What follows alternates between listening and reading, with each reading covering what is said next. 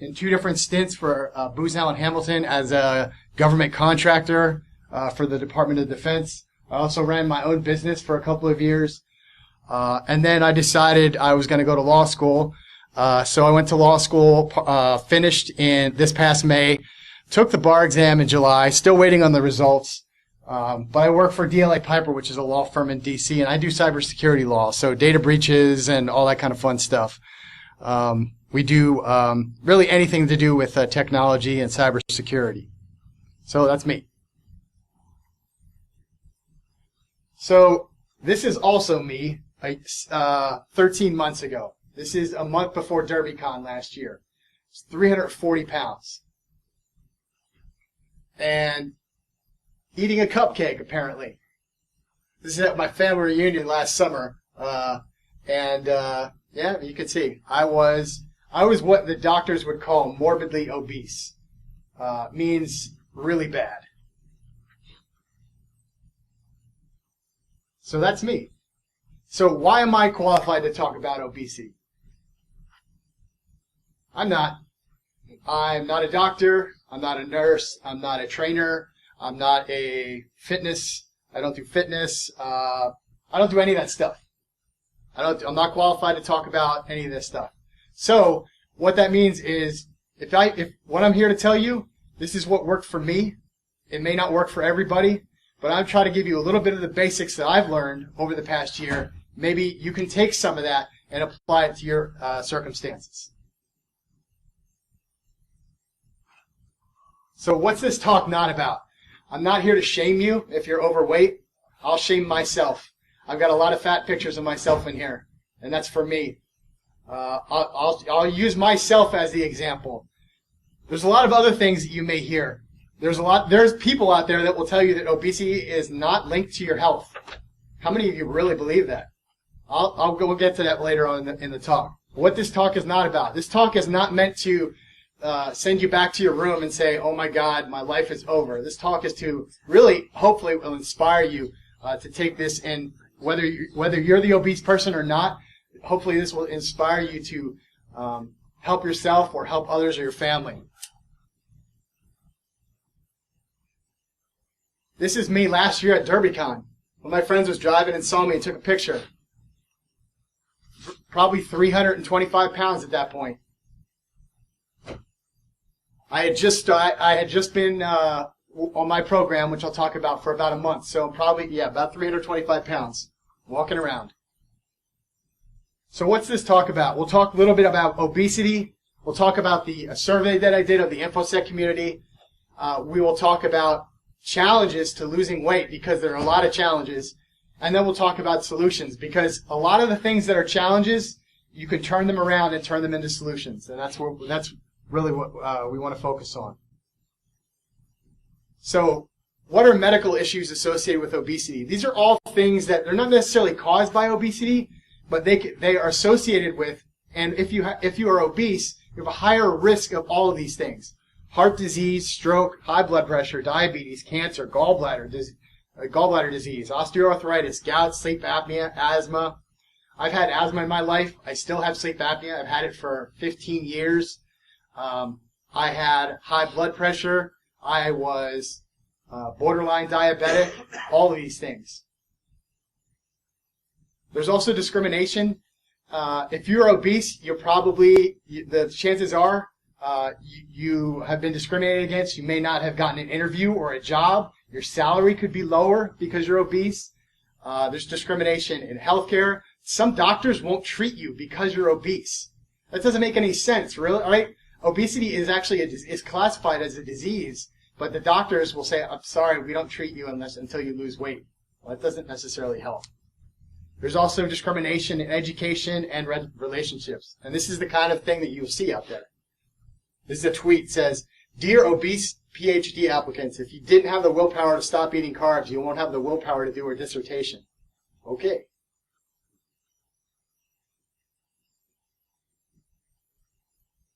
So, the survey. I wrote a survey. It was not meant to be scientific, so I just sent it out and said, hey, everybody who wants to respond, go ahead. I expected maybe 100 people would respond. I got 760 responses. And it was designed to be short. It's just 10 questions. There's 5 questions that are essentially demographic, male, female, how long have you worked in the industry, etc. And then 5 questions about obesity. And so I wanted to get into the responses. Some of the things were things that I expected to see, and some were not necessarily what I expected to see. Again, it's not scientific, but it should give you a snapshot. Here's the demographics. 76% of the respondents were between 25 or 26 and 45. 89% male, as should be no surprise. Almost 70% had at least a college degree or an advanced degree. Now we'll blind you with the white. Nearly 80% of the responses says their job was mostly sedentary. How many of you have a job that's mostly sedentary? You sit behind a desk, maybe you get up and walk to the printer. Yeah, I kind of expected this. How frequently do you travel? This actually surprised me. I thought it would be a little bit higher. In here, we found about 75% almost don't travel at all. But there is some people that travel quite a bit. So what does this have to do with obesity? The sedentary makes sense. You're not active. Travel has to do with, you're eating out of airports. You're eating a lot of food that, you just got to grab and go. And it's convenient, but it's not necessarily good for you, obviously. So this was a question of just asking people, how do you feel about your current weight? So 45% people classified themselves, whether they were actually or not, classified themselves as overweight. Another 17% classified themselves as obese. So over 60% of people in the Infosec community are self-admittedly overweight or obese. 35% or so about normal, and a few people underweight.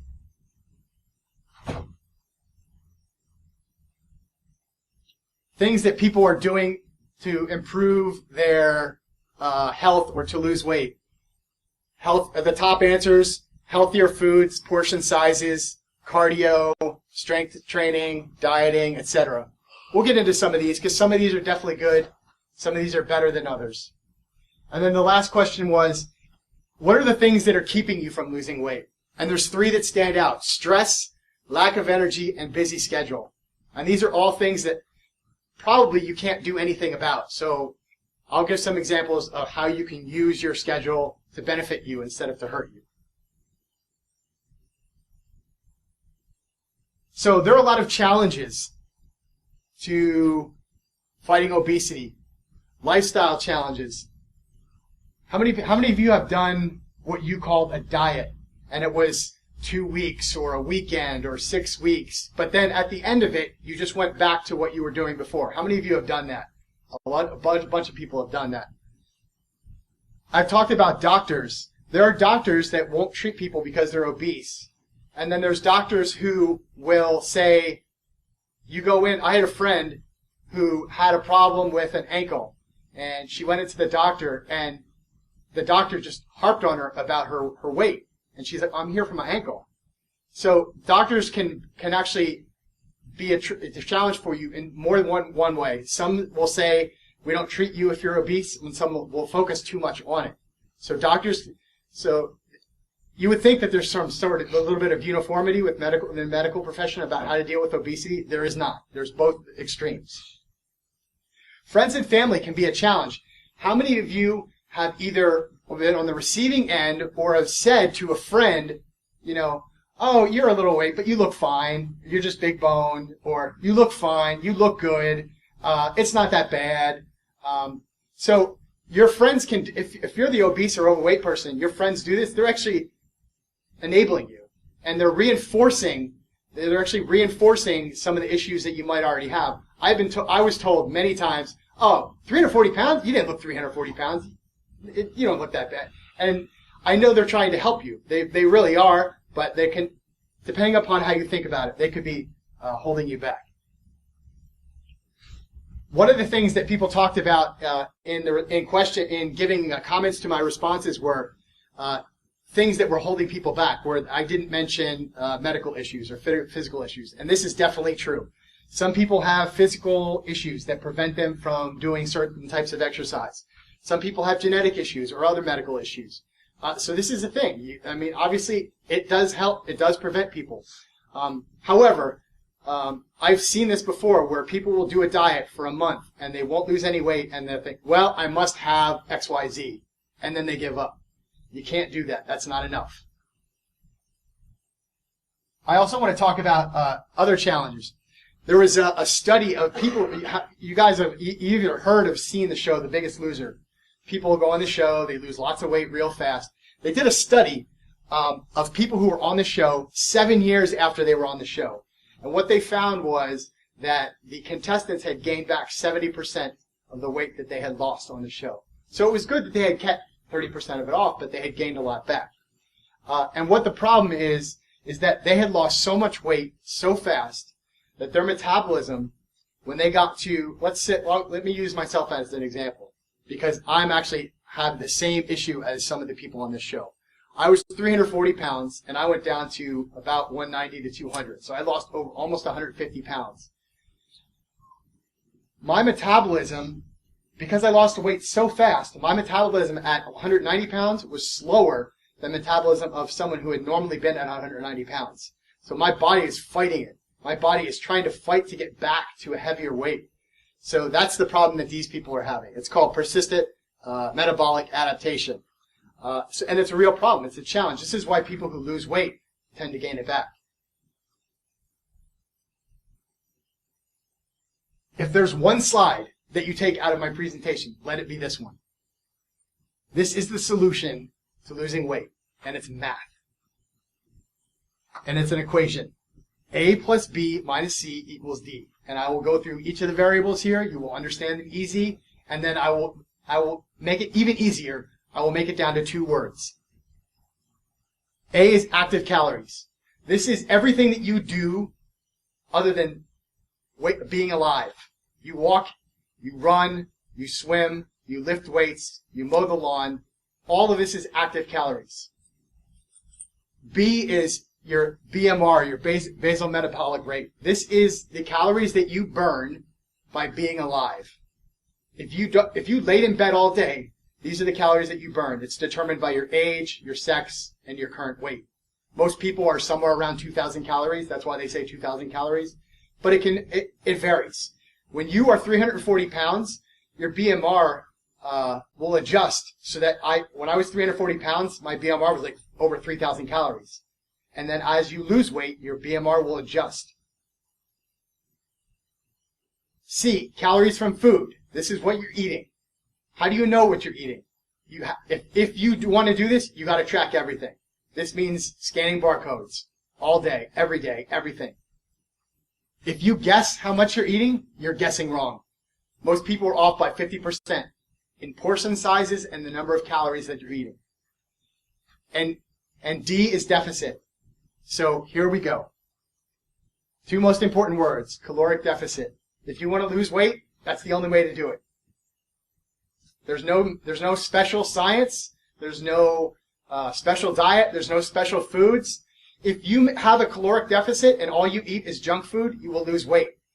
If it may not be the healthiest thing to do for you, but you will lose weight. If you eat McDonald's every day, but you have a caloric deficit, you will lose weight.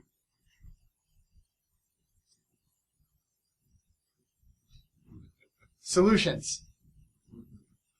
Again, if you call it a diet, it's not going to work. It's a lifestyle change. I know that sounds cliche, but it really is.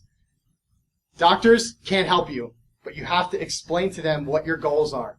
I went to my doctor, I explained my goal, and I worked with her to develop a plan to do what I was trying to do. And then every month, she would brag to the other doctors.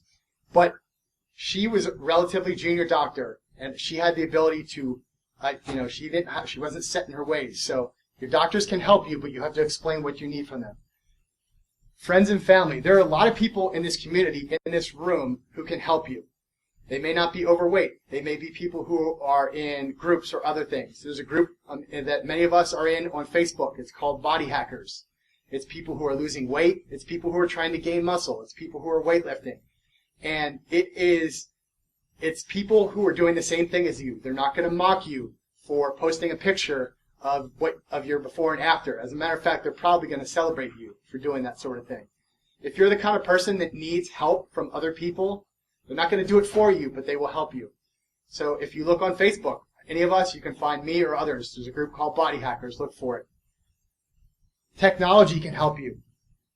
There is a number of apps out there. You can have a Fitbit or some sort of watch or something that tracks your steps. These things are not going to do it for you. They're not going to help you lose weight. What they will do is they will tell you what you're doing, and they will help you set goals. And they'll help us say, if you asked me how much I walk every day, I have no idea. I know now because I walk 8 to 10 miles a day. That's what I do. I walk. I don't run. I don't swim. I walk. It works for me. But you get some sort of fitness tracker, it can help you. This app right here, MyFitnessPal. I don't endorse apps, but that is the best app right there. You scan, it will tell you, you scan barcodes on food, it will tell you everything. It will tell you calories, it will tell you everything you want to know. You have food that doesn't have a barcode, well, 99% of food has a barcode on it, even if it's stuff you buy at the store. You can actually try, if you want to track what you eat, you can do it. Lastly, my friend Nathan right here with the glasses on, sitting here in the 4th row. He's giving a talk. Raise your hand, Nathan. He's giving a talk tomorrow in track 4 called Body Hacking 101. I assume he's going to talk about some of the same things that I've talked about here, but he's going to talk about it more. And so I encourage you to go to that. Why does this matter? We've got a few minutes left. Here's my picture eating the cupcake. This is me about 6 months later at the Force Awakens debut. 340 pounds in sedentary, 190 pounds in active. In 6 months? 6 months. You lost 150 pounds in 6 months. I did. Okay, I just want to make absolutely sure I heard that. Now, I showed you one slide, and I said I wanted you to remember the 2 words, caloric deficit. I want you to remember one more number. The difference between those 2 numbers, 12 years. The average lifespan of someone of this and this, 12 years. That's it. Questions? Can I ask another number? Please. The reverse. When you last remembered, when you were young and fit, how long did it take? How did it creep up? How long did that happen? Very slowly. Very so slow. I thought that's what you meant by 12 years. Oh yeah. No. The 12 years. The 12 years is the difference between the average lifespan of someone at those different weights. Yeah. So what he's asking is how long was it to gain the weight? It's very slowly, and it's if you gained it as fast as I lost it, you would definitely notice it. When you gain it 1 pound a month over 10 years, you don't notice it. You're just like, oh, I'm getting older. I just got to get new clothes. I got to get 2X instead of 1X. I got to get 3X instead of 2X. You don't notice it when you gain it that fast or that slowly. Yeah. What was your calorie intake? I understand the calorie deficit you're saying, but what was your calorie intake? So during the 6 months when I was losing my weight, about 1,500 calories a day, 1,400 to 1,500 a day. That's pretty low. I mean, how did you feel? Did you go to bed feeling hungry? No, not at all. Not hungry at all. Because of what you were choosing to eat? Yeah. I would say my choice, I was not focusing on specific kinds of food, mostly portion sizes and choosing foods of lower calories. So instead of trying to find foods where you can get a lot of nutrition out of a smaller amount, like chicken, chicken. Everybody hates chicken because it's such a great food for this type of thing, but it really is. Yeah. Have you seen the book Hacker's Diet, Losing Weight to the Stress of Malnutrition? I have not. I have not. Could you please repeat the question? His question was a book called Hacker's Diet. Hacker's Diet, Losing Weight to Stress of Malnutrition. Losing weight through stress and malnutrition. I'm not sure that it's a good. So what? Just to sort of add on to that point, I want to show you that what I did is not necessarily the best way or the right way to do things. I probably lost weight too fast. I know that sounds weird, but my metabolism is still a little screwy. My weight fluctuates a lot based on every day. And now I'm not talking about water weight. I'm talking about because my body is still trying to figure out where to be at. So, yeah. You said you walk 12 miles a day. Did you break that up morning, afternoon, take breaks for work? How did you... Sure. So, yeah, so what I do is I build, and this goes into my schedule. I'm as busy as everybody. I just took the bar exam in July. So I was studying for the bar exam. I build walking into my day. So I ride the train from Baltimore to D.C. I get to the train station 15 minutes before the train. I walk for 15 minutes. I ride the train. Instead of I ride the train into D.C., I walk 1.5 miles to my office. I take a break in the morning. I walk. So it's spread out over the day, definitely. Usually 20, 30 minutes at a time. Does it ever help to think about something you would like to do rather than a number on the scale or how you want to look? I think it's different for everybody. I didn't necessarily. I had a goal of getting below 200, but that wasn't necessarily that was just a number. My motivation, honestly, was my kids. I want my kids to have a dad that's around for a while. So I think it's whatever motivates you. You know what I mean? Yeah. It's going to be different for everybody. Because I did a sports event in my time, but I was kind of towards the back of the pack, and I was like, okay, I want to get better at that. And so it's like to do that. Everyone has a different thing, and I think you should take it and run with it. Yeah. You know, my idea here is not to make everybody walking 12 miles a day. If you run, if you swim, whatever you do there's two things that the BMR in that calculation you can't do much about, right? It is what it is. What you can change is active calories, and you can change your intake, and that will change. That is the map for the deficit. Any other questions? I will be around until Monday. If you have questions about things that you've tried, things that you've done, I'm happy to talk to you about it. Thank you for coming in to talk, everybody. Enjoy the rest of your weekend.